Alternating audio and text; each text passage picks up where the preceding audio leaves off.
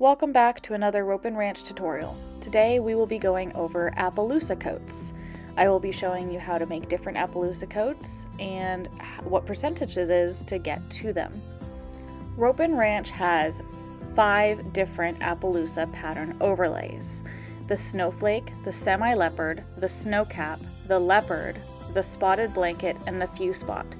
I've shown in parentheses the amount of variations. So the Semi-Leopard has 2 different variations, the Snowcap has 5, the Spotted Blanket has 5, and then the Leopard, the Snowflake, and the Few Spot only have 1 variation.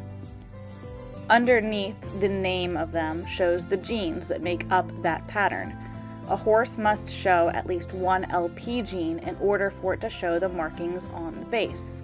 So, for instance, if you have a offspring that is only pattern gene, it will not carry down and it will be a solid foal. The Snowflake pattern is going to have 1 LP and 1 pattern. The Semi-Leopard has 2 LP, 2 pattern. The Snowcap has 2 LP, 1 pattern. The Leopard has 1 LP, 2 pattern. The Spotted Blanket only has 1 LP, and the Few Spot only has 2 LP. I'm going to go ahead and go to my barn here and show you the different horses that I already have sectioned out for this tutorial. In my barn here, I've got 5 different horses. They're all offspring of this one Snowflake, so I'm going to kind of show you a little bit on how I got these offsprings and what genes play in. You can see this Snowflake has a pattern and an LP gene. And I've made a little chart to show you guys what kind of genes play into what different types of offsprings. So if we switch over to this, you'll see that the Snowflake paired with another Snowflake has the opportunity to have all of the different pattern overlays. The Snowflake and the Semi-Leopard only have 4 offspring results. And well, you can go ahead and read the rest. So I'm going to switch back over to our Snowflake here on the game, and I'm going to show you what offsprings I've already bred and what their parents are and what percentage that ended up falling into when I bred them. Now I have this Spotted Blanket here, which was a result of a Spotted Blanket and a Snowflake. So if you look over back at the chart, a Spotted Blanket and a Snowflake are going to have a 25% chance of a Spotted Blanket. If we switch over to one of the other offsprings we have here I got a cute little Snowflake foal. If we look at the family tree, we have a Few Spot and a Snowflake, which, looking over at that pattern, we have a 25% chance of getting a Snowflake. If we switch back over to this one as another Snowflake, and we look at those parents, they're different. Now we have a Semi-Leopard and a Snowflake, which again, 25% of Snowflake. So a lot of the offsprings are going to be Snowflakes. If we move over to my last one that I've already bred, it is a Leopard. And when we look at this family tree, we see a Semi-Leopard and a Snowflake, which is the same one as before, but falls into the 25% of the Leopard this time. So what I'm going to do is we are going to breed together a few other offsprings, but this time I'm going to actually try to breed for different results. So it looks like if we switch back over to this chart, the ones that we don't have yet are the Semi-Leopard, the Snowcap, and the Few Spot. If we check here, this Few Spot only has a 25% chance percentage on a lot of these outcomes. But if we look at a different combination, you can see that a Few Spot has a 50% chance of happening when you breed a Spotted Blanket and a Few Spot together. And we do have a Spotted Blanket. So let's switch back over to our female Spotted Blanket here, and let's go ahead and start aging this one up to breed. And I make this speedy quick for everybody watching, and we're going to look for a Appaloosa Few Spot.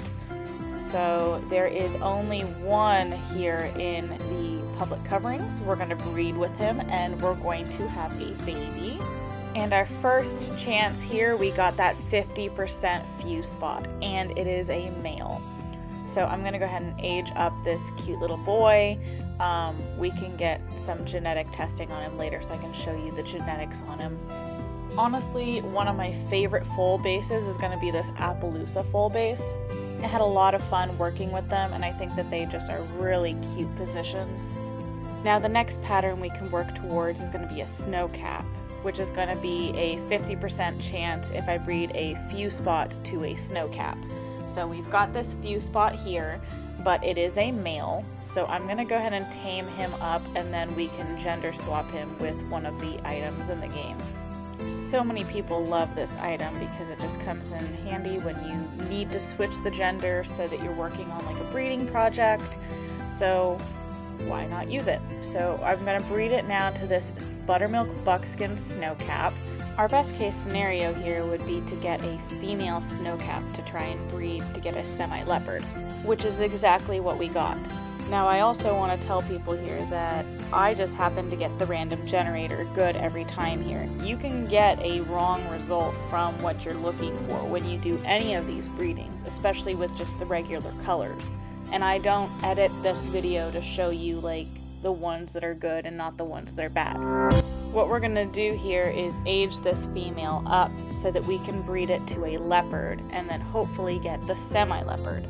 Now the fun part here was I got to this point and realized that there were no leopards in the public coverings. But then I remembered that we had a female leopard from the beginning of the video, so I ended up going back to her and then aging her up, gender swapping her to a male so that we could then breed that Snowcap back to her as our own stallion.